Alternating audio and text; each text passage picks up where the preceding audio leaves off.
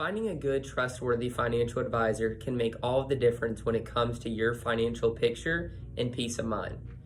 With 65% of Americans currently not having a financial representative, finding someone that's a good fit for you is extremely important. When looking for a financial advisor, there's some really important questions that I always tell people they should ask. The first one is, are you a fiduciary?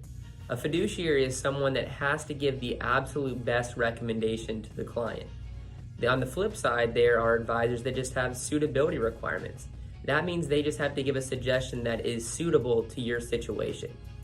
An example that really helps me understand the difference is someone who's going to look for a car.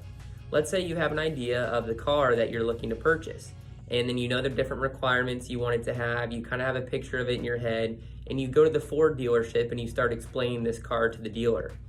In the back of the dealer's mind, he goes, well, this really sounds like a Toyota Highlander, so I'm going to tell them they need to go across the street and buy the Toyota Highlander. That person is being a fiduciary.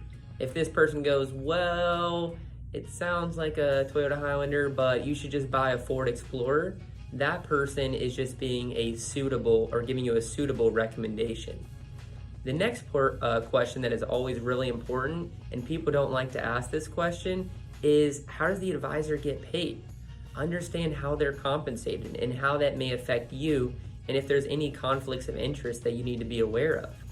The next question that I always ask is, what is the cost?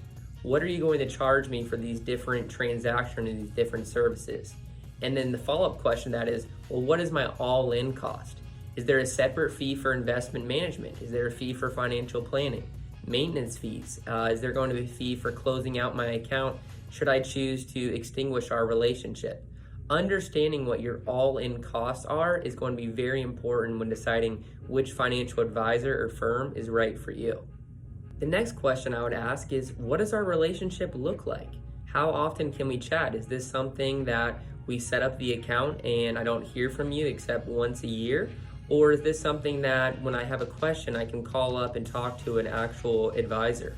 Will we be communicating in person, virtually, via email? Try to understand what the scope of your relationship will be and see if that's something that you're going to be comfortable with going forward. The next thing I would ask the advisor is, what is the advisor's responsibilities? Is he the person that handles all the investments, financial plans, spends time finding new clients, and also does all the administrative work? Or do they have separation of duties within the firm? That way the advisor focuses on the clients and they have a separate management team, financial planning team, etc. The next question I would ask relates to financial planning. And that is, what are the different goals and what does financial planning actually accomplish for the client? If the advisor says, and his first recommendation is you need to get invested or you need to buy X, Y, and Z insurance, I would take a second to think about if you're actually getting a true financial plan. And the next thing I would ask is, how do they actually go about picking investments? There's millions of investment options between stocks, bonds, mutual funds, ETFs, etc. So how does the investment team actually narrow down those investments and make sure that they're the right choice for you?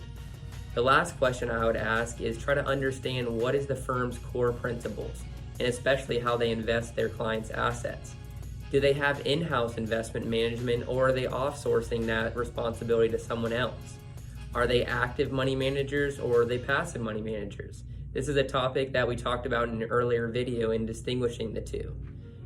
Don't be afraid to interview your financial advisor. This is an extremely important decision and one that I tell my clients not to take lightly. Also, don't be afraid to shop around. I always say, talk to 2 or 3 different financial advising firms before deciding which one is going to be the best for you and your family. Hope you guys found this helpful, and please subscribe below. Thanks.